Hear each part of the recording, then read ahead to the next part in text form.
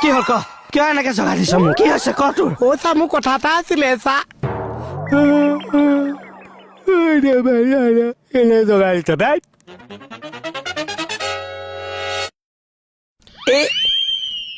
গোটেইটো টোপনি খতি কৰি একে পুৱা বেঙেনাটো হৈ আছে অ' কোন আপুনি একে এনেকুৱা হৈ আছে আজি ইমান পানী খাইছে ঘৰত মণিবই ভাত চাত নিদিলে নে কি চাহ ভাতটো এৰি দিলো মই এতিয়া কি খাই আছে